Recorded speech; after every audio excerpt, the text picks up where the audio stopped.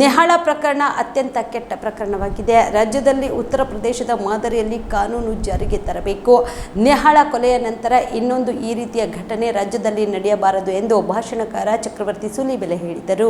ನೆಹಾಳ ಮನೆಗೆ ಭೇಟಿ ನೀಡಿ ಕುಟುಂಬಕ್ಕೆ ಸಾಂತ್ವನ ಹೇಳಿ ಬಳಿಕ ಸುದ್ದಿಗಾರರೊಂದಿಗೆ ಮಾತನಾಡಿದ ಅವರು, ಈ ಪ್ರಕರಣ ಗಂಭೀರವಾಗಿದೆ.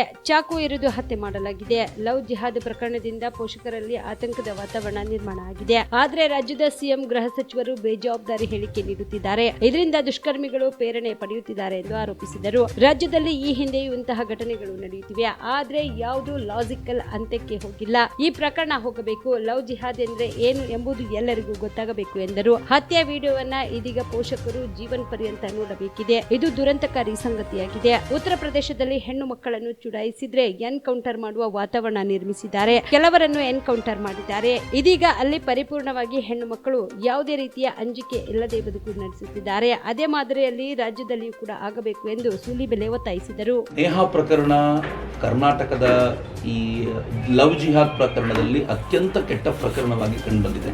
ಬಹುಶಃ ಕರ್ನಾಟಕ ಮಾತ್ರ ಅಲ್ಲ, ನೀವು ನನ್ನನ್ನು ಕೇಳೋದಾದ್ರೆ ಇಡೀ ದೇಶದಲ್ಲಿ ಈ ತರದ ಪ್ರಕರಣ ಏನು ನಡೆದಿದೆಯೋ ಅದರಲ್ಲಿ ಅತ್ಯಂತ ಗಂಭೀರವಾದ ಪ್ರಕರಣಗಳಲ್ಲಿ ನೇಹಾ ಪ್ರಕರಣ ಕೂಡ ಒಂದು. ಅತ್ಯಂತ ಬ್ರೂಟಲ್ ಮರ್ಡರ್, ಅತ್ಯಂತ ಕೆಟ್ಟದಾಗಿ ಆಕೆಯನ್ನು ಪದೇ ಪದೇ ಚೂರಿಯಿಂದ ಇರಿದು ಕೊಂದಿದ್ದನ್ನು CCTVಯ ಆ ಫುಟೇಜಲ್ಲಿ ಏನು ನೋಡಿದ್ದೀವೋ ಪ್ರತಿಯೊಬ್ಬರೂ ಕೂಡ ಅದರಿಂದ ಗಾಬರಿಗೊಳಗಾಗಿದ್ದಾರೆ, ಆಘಾತಕ್ಕೊಳಗಾಗಿದ್ದಾರೆ. ನನಗನ್ಸೋದು ಈ ಲವ್ ಜಿಹಾದ್ನ ಪ್ರಕರಣ ದಿನೇ ದಿನೇ ಜಾಸ್ತಿ ಆಗ್ತಿದ್ದಂತೆ ತಂದೆ ತಾಯಂದ್ರಿಗೆ ತಮ್ಮ ಮಕ್ಕಳನ್ನು ಕಾಲೇಜಿಗೆ ಕಳಿಸ್ಬೇಕೋ ಬೇಡವೋ ಎನ್ನುವಂಥ ಹೆಣ್ಣು ಮಕ್ಕಳನ್ನು ವಿಶೇಷವಾಗಿ ಕಳಿಸ್ಬೇಕೋ ಬೇಡವೋ ಎನ್ನುವಂಥ ಈ ಥರದೊಂದು ವಾತಾವರಣ ನಿರ್ಮಾಣ ಆಗ್ತಾ ಇದೆಯಲ್ಲ, ಅದು ಬಹಳ ಕೆಟ್ಟದ್ದು.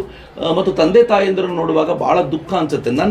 ನನಗಂತೂ ಇದು ನೇರವಾಗಿ ಇವತ್ತಿನ ಸರ್ಕಾರ ಏನಿದೆ, ಸರ್ಕಾರದಲ್ಲಿ ಕೂತಿರುವಂಥವರು ಅವ್ರು ಕೊಡುವಂಥ ಬೇಜವಾಬ್ದಾರಿ ಹೇಳಿಕೆಗಳು, ಅವ್ರು ನಡ್ಕೊಳ್ತಾ ಇರುವಂಥ ರೀತಿ, ಅವು ಈ ಥರದ ಪ್ರಕರಣಗಳಿಗೆ ಹೆಚ್ಚು ಪ್ರೇರಣೆ ಕೊಡುತ್ತೆ ಅಂತ ನನಗನ್ಸುತ್ತೆ. ಆ ದೃಷ್ಟಿಯಿಂದ ಅವ್ರ ತಂದೆ ತಾಯಂದ್ರನ್ನ ಭೇಟಿ ಮಾಡುವಾಗ, ವಿಶೇಷವಾಗಿ ಆ ತಾಯಿ ತನ್ನ ಮಗಳನ್ನು ಕಳ್ಕೊಂಡ ದುಃಖವನ್ನು ಹಂಚಿಕೊಳ್ಳುವಾಗ ಎಂಥವನಿಗೂ ಕೂಡ ದುಃಖ ಅನಿಸುತ್ತೆ. ನಾನು ಕರ್ನಾಟಕದ ಜನತೆಯಲ್ಲಿ ಕಳಕಳಿಯಿಂದ ಕೇಳ್ಕೊಳ್ಳೋದೇನು ಅಂತಂದರೆ, ಅನೇಕ ಪ್ರಕರಣಗಳನ್ನು ನಾವು ತುಂಬ ಹೋರಾಟ ಮಾಡುವ ಪ್ರಯತ್ನ ಪಟ್ಟರು ಅದು ಲಾಜಿಕಲ್ ಎಂಡಿಗೆ ಹೋಗುವಂಥದ್ದು ಕಾಣಲ್ಲ.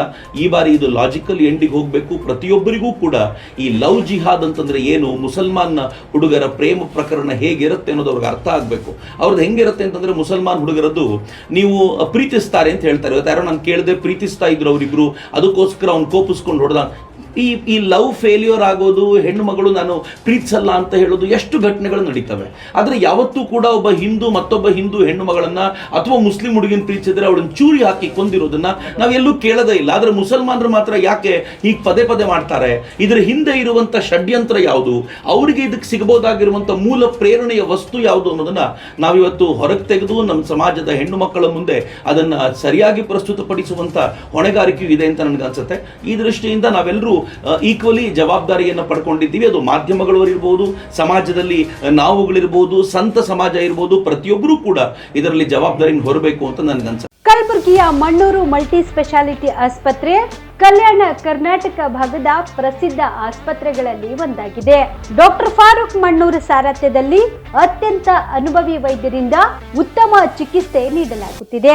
ಮಣ್ಣೂರು ಮಲ್ಟಿ ಸ್ಪೆಷಾಲಿಟಿ ಆಸ್ಪತ್ರೆಯಲ್ಲಿ ಸಿಗುವ ಚಿಕಿತ್ಸೆಗಳು: general surgery, laparoscopy surgery, neuro surgery, orthopaedic surgery, plastic surgery, gastro surgery, aqua surgery, gynaecology surgery, general medicine, paediatric, neuro surgery, cardiology, haematology, endocrinology, ENT ಮತ್ತು ophthal, general physician, gynaecology, paediatric, family medicine, urology, nephrology, radiology, dialysis, advance ICU ಮತ್ತು advance OT setup, ಅತ್ಯಾಧುನಿಕ ಸೌಲಭ್ಯವುಳ್ಳ ಕ್ಯಾಸುಲಿಟಿ, ದಿನದ 24 ಗಂಟೆ emergency trauma centre.